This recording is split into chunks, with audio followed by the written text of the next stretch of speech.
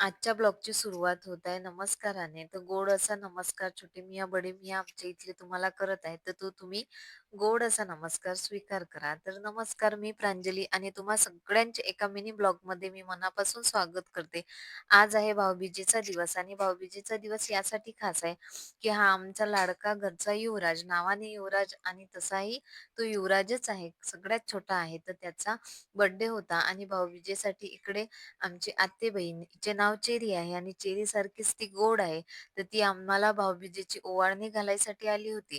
तर मला पटकन शेतात यायचं होतं. कारण शेतात सीतादेवीचा कार्यक्रम म्हणजे सॉरी सीतादेवीची छोटीशी पूजा करायची होती. कारण नंतर वेचा काढायचा होता. त्याच्यामुळे पूजा करून मी घरी आली. तर यांचा छोट्या-मोठ्यांचा गोड असा कार्यक्रम अजूनही चालूच होता. तर यांचा हा माझा भाचा आहे. त्याच्यानंतर हा माझा लहान मुलगा आहे. हा माझा मोठा मुलगा आहे. यांची सगळ्यांची एका बहिणीने ओवाळणी केली. छान त्यांचा फोटोशूट केला आम्ही. त्याच्यानंतर त्यांचं छान चालू होतं, की काय गिफ्ट द्यायचं, काय आणलं माझ्यासाठी, तू काय आणलं, असं एकमेकाला गिफ्ट दिलं. त्याच्यानंतर मोठ्या भावांचा ओवाळणीचा कार्यक्रम केला. ह्या माझ्या नणंदबाई आहे. त्याच्यानंतर ही माझे दीर आहेत. ह्या दुसऱ्या नणंदबाई आहे आणि ह्या तिसऱ्या नणंदबाई आहे. असा सगळ्यांचा कार्यक्रम झाल्यानंतर छोटासा फोटोशूट केला आणि फोटोशूट झाल्यानंतर संध्याकाळी म्हणजे 4 ते 5 वाजता आम्हाला बर्थडेची तयारी करायची होती. तर बर्थडेसाठी मी अशी छान रांगोळी काढली होती. तर ती रांगोळी तुम्हाला कशी वाटली मला कमेंट्समध्ये नक्की सांगा. आणि हे डेकोरेशन आहे, हे डेकोरेशन शूट करायला मला थोडासा वेळ झाला. त्याच्यामुळं हे सगळं तुम्हाला अस्ताव्यस्त वाटत असेल. तर हे इडल्यांचं टाकलं होतं आम्ही सगळ्यांना नाश्ता करायसाठी. तर 6 ते 8 किलोचं इडल्यांचं केलं.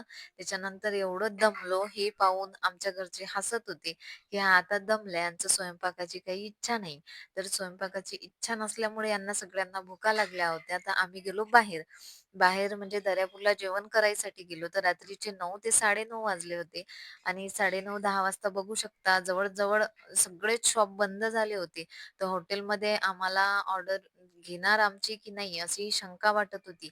पण हॉटेलमध्ये गेल्यानंतर आमची ऑर्डर घेतली आणि छान आम्ही असं जेवण केलं.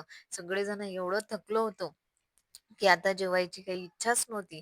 पण सगळ्यांनी छान जेवण केलं आणि खूप रात्र झाली. 11-12 वाजता घरी आलो. असा माझा छान आजचा दिवस गेला. दमलो पण गेला. तर तुम्हाला कसा वाटला थँक ब्लॉग?